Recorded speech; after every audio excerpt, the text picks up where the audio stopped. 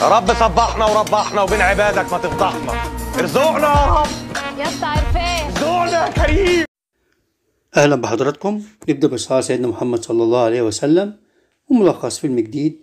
أرجو لكم الاستمتاع بالملخص والتعليق عليه، ولا تنسوا الاشتراك في القناة وتفعيل الجرس ليصلكم كل جديد.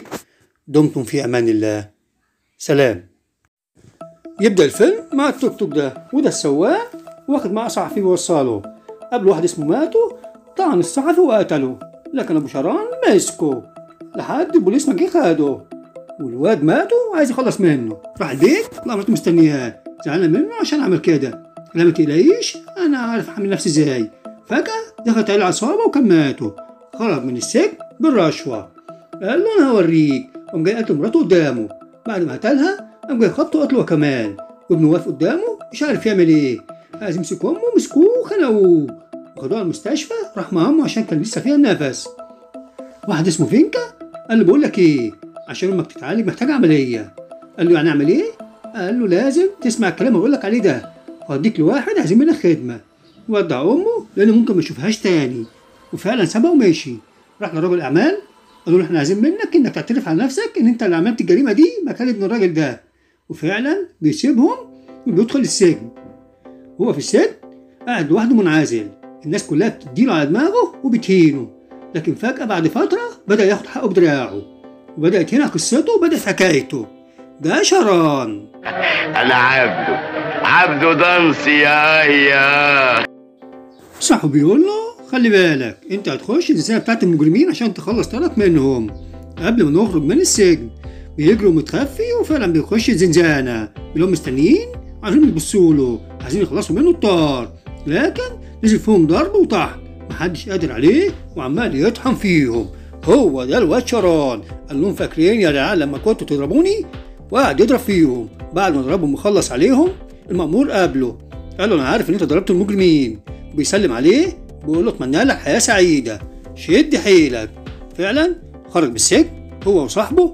بعد ما خرجوا هما الاتنين راحوا على البيت بتاع امه القديم، مش لاقيها، محدش بيرد، بيسأل عليها محدش عارف حاجة.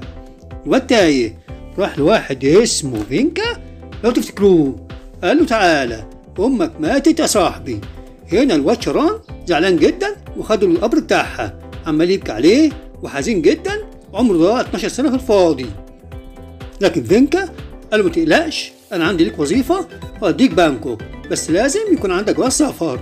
تاني يوم انقذ صاحبه من عربية وفضل يجري وراهم عشان يشوف مين اللي كان عايز يقتله لحد ما حصلهم. وفعلا بعد ما حصلهم ضرب الازاز ببنيه جامده، الازاز اتكسر. لقى البت سانجنه. ساعه ما شافها اتجنن عليها. قال له صاحبه خلاص يا صاحبي، لانه اعجب بيها فعلا. لكن للاسف هي ما شافتهوش. وفعلا راح للمأمور وقعد هناك. جت من وراه مغميه عينيه، تحسبه اخو صاحبتها. قالت لا لا ده مش هو بيبص لها اتفاجئ بيها. قالت ايه القرف ده؟ سابته ومشيت. هنا المأمور قال له انا عملت لك الجواز رغم ان انا كنت معترض، خلي بالك مش عايزك ترجع لي تاني. قال له اوكي يا باشا. لكن الواد شران عينيه تايهه ودايخه قدام البيت دي، نعمل فيه ايه مش عارفين. راح لها تاني يوم يتسلل ونط لها في البلكونه زي قيس وليلى بن ملوح. دخل عليها عمال يتفرج عليها وهي نايمه. هي حست بيه، هوب سابها وجري. بعد ما صرخت هرب منها ونزل صاحبه وقال له اوعى ده حته موزه. وفعلا سافروا على بانكوك. راحوا هناك لقوا الناس مستنيينهم. هو ده الخطيب، اهلا بيهم. وبنعرف هنا ان هو هيشتغل مرشد سياحي. فعلا مبسوط بوظيفته وسعيد جدا باللي هو بيعمله. هو في شغله مبسوط وسعيد، عمال يفتكر في البنت سانجنه، مفيش فايده مش قادر ينساها. وهنا بيحكي لصاحبه، وجه الراجل قال له خلي بالكم المسؤول عن الشغل سانجنه جايه بكره هنا هي واصحابها، ولازم تخلي بالكم منها. تاني يوم راحوا يستقبلوها واخد معاها هديه. اهبل وعبيط مستنيها وهي داخله عليه، طبعا مش معبراه في الجزمه القديمه، تديله بالجزمه على بقه. وبعدين مفيش فايده فيها. زعل جدا وشلها الشنط بتاعتها. صاحبه قال له لا يهمك. خدوهم وراحوا على المكان اللي هم هيباتوا فيه. دخلت المكان ودخل لها الشنط، تديله بقشيش. خد البقشيش ده ياه، تديله بكل اهتمام. زعلان منها جدا وقال لها ليه كده؟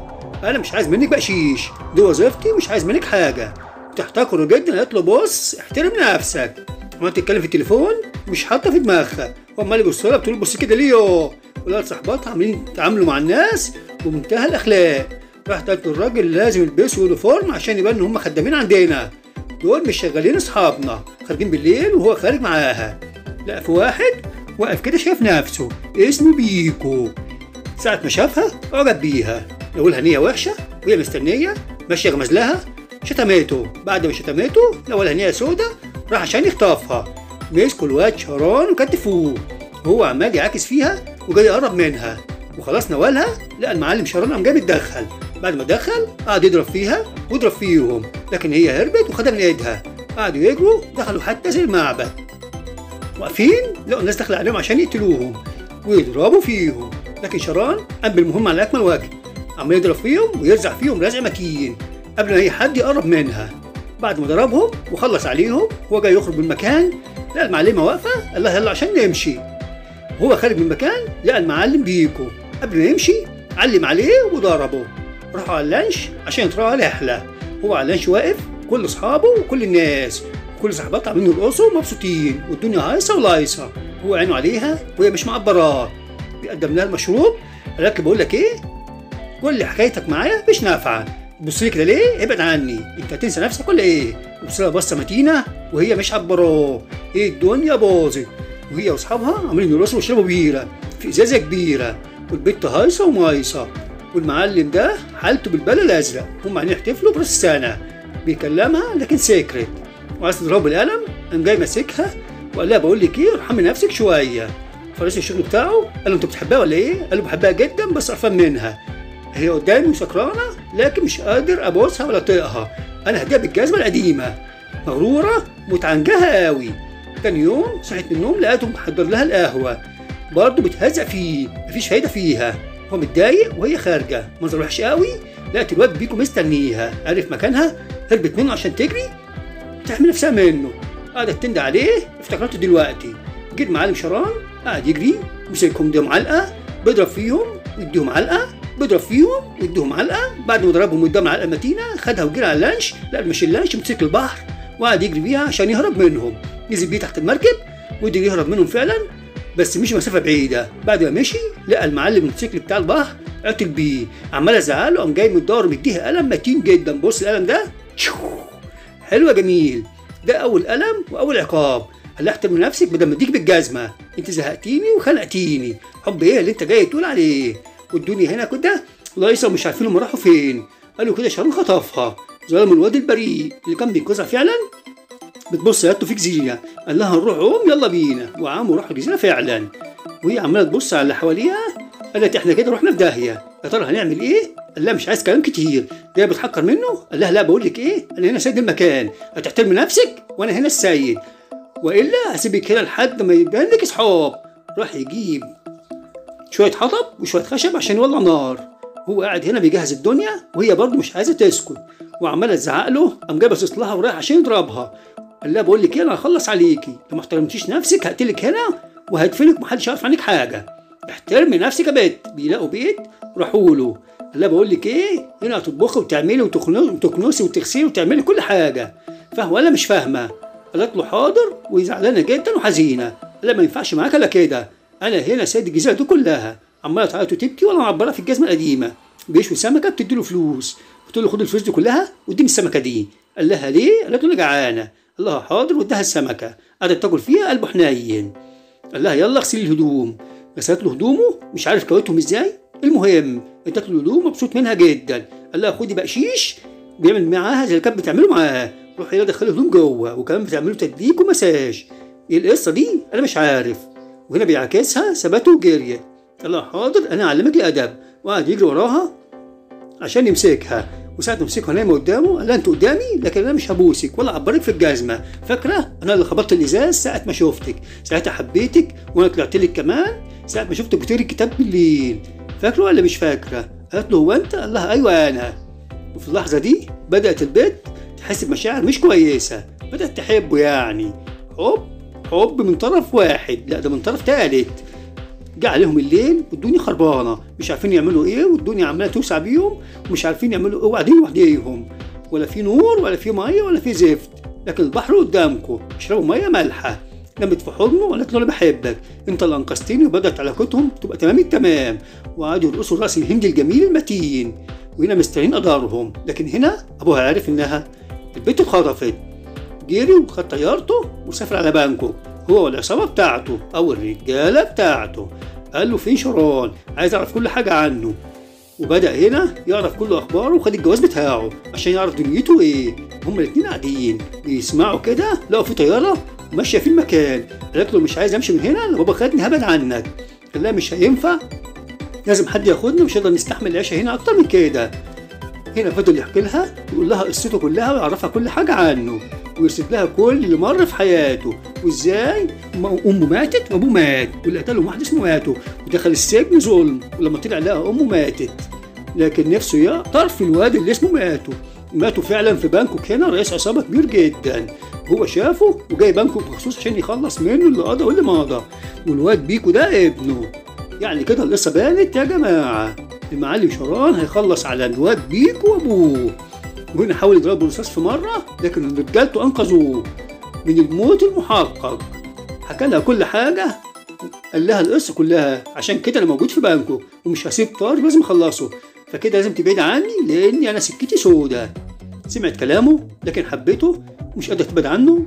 أبوها طبعا مش هيسيبها، وبعت رجالته عشان ياخدوها، وفعلا دخلوا عليهم ومسكوه، قعدوا يضربوا فيه وعجنوه وعدموه العافية، وخدوا المعلمة دي عشان يركبوها الطيارة مع أبوها الواد الملياردير الغني ده. يلا يا بنتي، قالت له ما تقتلوش، ده هو اللي أنقذني منهم. قال لهم خلصوا عليها رجالة، وركب الطيارة وركب جنبها وغيرها وطلع بطيارته، وهم نازلين فيه طحن وضرب، والمعلم مستسلم ونايم قدامهم. كده خلصت القصة. راح له صاحبه باللانش بتاعه وخد المعلم عشان ينقذه. ابوها قال لها مفيش خروج مفيش دخول، وبقول لك ايه، احترمي نفسك وبعيد عنه. انت فاهمه ولا مش فاهمه؟ الواد ده فين؟ لازم اخلص منه الدنيا، لازم اخلص عليه. هو يعمل لي مشاكل مع البنت، والبنت هربت وراحت له. ساعة ما راحت له وكلموه في التليفون، قال له انا عارفك يا شارون وامك لسه عايشه، هات لي بنتي وانا اديك امك. قال له بتتكلم ازاي؟ انت متاكد من الكلام ده؟ قال له مفيش عنده مشكله. قال له امك لسه عايشه وانا اللي خدتها وعالجتها، ان الناس رموها ساعة ما خدوا منك الفلوس وسابوها في الشارع. هنا الواد ماتوا او الراجل ماتوا، شاف شارون في التلفزيون، قال له هو ده اللي حاول يقتلني، لازم اخلص عليه. وهنا جت المؤايده، راح الراجل عشان ياخد بنته وشارون عشان ياخد امه. ساعة ما امه شافته مش مصدقه ان هو ابنها، هو هيتجنن ساعة ما شافها. هو ده ابني؟ قال لها ابنك. راحت له خدها في حضنه وقعدت تبوس فيه. وهنا سلم البيت لابوها وخد امه وقال له اشكرك وابوس ايدك ان انت حافظت على امي. قال له ولا يهمك، احنا بنعمل لله يا ابني، ما تقلقش، هم رموها لكن احنا الحمد لله عالجناها. ضحك عليك الراجل وخد الفلوس اللي اسمه فينكا. فخد بنته ومشي. هو قاعد مع امه مبسوط جدا بيها. قالت له روح لها، لا مش هروح لها. هي دخلت العصابه اللي فيها الواد بيكو عشان يخلصوا عليهم ويخطفوا البيت تيسانجنا. الواد بيكو اظهر بشعره وضرب ابوها في رجله بالمسدس، جات له الطلقه في رجله وقعد يجري. جري الواد شارون عشان يلحقهم، ما عرفش. راح للمعلم ابو البيت سانجنا، قال له سيبني وروح لخطيبتك، الحقها بسرعه قبل ما يخلصوا عليها، دي عصابه يا ابني. فعلا قعد يجري زي المجنون، وجات له السرعه منين والقدره انا ما اعرفش، وراح فعلا عشان يخلص عليهم. بيتصل بالتليفون، قال له بقول لك ايه، تعالى لي هنا، انا استناك في المكان الفلاني، تعالى لي عشان نسلم بعضينا، لازم اخلص منك انك كنت عايز تقتلني وانا اسلمك سانجنا. فعلا راح هناك لقاه مستنيه، قال له انا هعرفك انا هعمل فيك ايه، انا هسيبك انت والمعلمه سانجن ده تجروا في الغابه واصطادكم من تاني. انا راجل لعين يا اخي، انت مالك ومالي؟ فعلا سابهم يجروا في الغابه ورجالته ماشيه وراهم، عمالين يجروا وراهم الاتنين بيجروا. لكن فعلا واد شارون قدر يقطع الحبل او الرباط اللي مربوط بايديه، وزف فيهم ضرب وطحن، قعد يضربهم ويعجن فيهم. قوته عاليه الواد ده زي كل الابطال الهنود، بيضربهم ويظبطهم. بعد ما ظبطهم لقى المعلم بيكو جاي. وبيجي مع بيت سانجنا، خبطه بالسكينه جري وراح قتله بسرعه الصاروخ. خلص عليه ورمى جثته قدام ابوه ماتوا. ساعه ما ماتوا شافوا ربنا ياخده، اتجنن عشان شاف ابنه مات. قال لازم اخلص عليك يا شارون. لقى شارون طلع له من الارض وقعد يضرب فيه ويعجن فيه ويطحن فيه. بيطير طيران جميل جدا، بيعجن فيه بيضرب فيه، بيخلص منه اللي حصل، وقام جاي ماسك الخنجر وبربطه. قال له فاكر الخبطه دي؟ بيفكروا باللي عمله في ابوه. قال له انا شران اخلص عليك يا مات، وفعلا ضربه وقدر يخلص عليه. ودي كانت نهاية الفيلم. أرجو لكم الاستمتاع بالملخص والتعليق عليه، ولا تنسوا الاشتراك في القناة وتفعيل الجرس ليصلكم كل جديد. دمتم في أمان الله، ولو حتى الفيديو ما عجبكش برضو اعمل لايك واشترك في القناة. أي خدمة. باي يا بشر.